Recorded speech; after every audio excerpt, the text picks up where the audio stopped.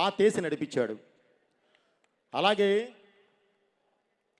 జన్మభూమి కోసం నిలబడే యుద్ధం చేసే సైనికులు ప్రతి దేశానికి ఉంటారు. కానీ కర్మభూమి కోసం చేసే సైనికులు ఓన్లీ భారతదేశంలో మాత్రమే ఉంటారు. వాళ్ళే ఈ యోగులు. వాళ్ళు ఉండబట్టే ఈరోజు ఈ దేశం ఈ విధంగా ముందుకెళ్తుంది. ఎందుకన్నానంటే భారతదేశం అనేది మన దేశంలో ఉన్న ప్రజలకు మాత్రమే జ్ఞానాన్ని అందించలేదండి. వాళ్ళ కోసమే తయారు చేయలే. ప్రపంచానికి దారి చూపించడానికి ఏ జ్ఞానం కావాలో అది గర్భంలో దాచుకొని మరీ ఇచ్చింది. ఎందుకు ఈ మాట అంటున్నానంటే రామాయణం కానివ్వండి, భారతం కానివ్వండి, భాగవతం కానివ్వండి, అసలు సాక్షాత్తు ఆ కృష్ణ పరమాత్ముడే తన నోటి నుంచి వినిపించిన భగవద్గీత కానివ్వండి, ఈరోజు ప్రపంచ దేశాలకు ఒక మార్గదర్శకం అయినాయి. చిన్న మనం నెగ్లెక్ట్ చేస్తున్నాము, అది చేయకూడదు. ఓకే, ఇంత మార్గదర్శకం ఇలా నడిపించే ఈ దేశాన్ని ముట్టుకుంటే దేవుడు ఊరుకుంటాడా?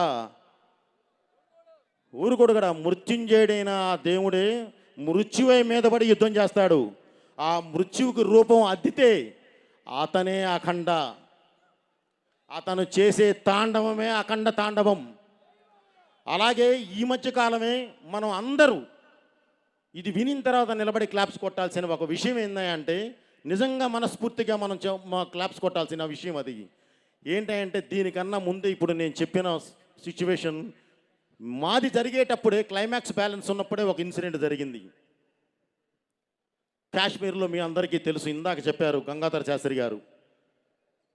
పహల్గామ్లో ఒక దాడి జరిగి మన ఆడబిడ్డ నుదురి మీద ఉన్న సింధూరాన్ని ముట్టుకుంటే ఆపరేషన్ సింధూర్ అని ప్రారంభించి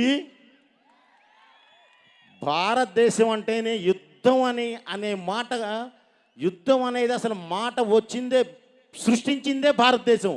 అలాంటి భారతదేశంతో యుద్ధం చేస్తే ఎలా ఉంటుందో చూపించారు మన సైన్యం.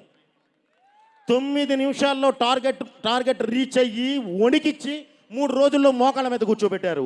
అది మన సైన్యం. మనం అందరూ అభినందించాలి, క్లాప్స్ కొట్టాలి మన సైన్యానికి. అలాగే అలా నిలబడి వాళ్ళు 9 నిమిషాల్లో టార్గెట్ చేరి 3 రోజుల్లో మోకాళ్ళ మీద కూర్చోబెట్టడానికి ప్రధాన కారణం వాళ్ళ వెనకాలన్న ఒక యోధుడు. ఆయనే గౌరవనీయులైన మోదీ గారు.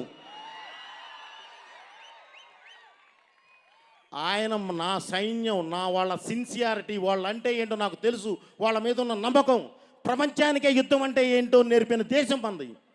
ఒకసారి మేము చూపిస్తాం చూడు అని చెప్పి చూస్తే వదిలితే ఓన్లీ 9 నిమిషాలు.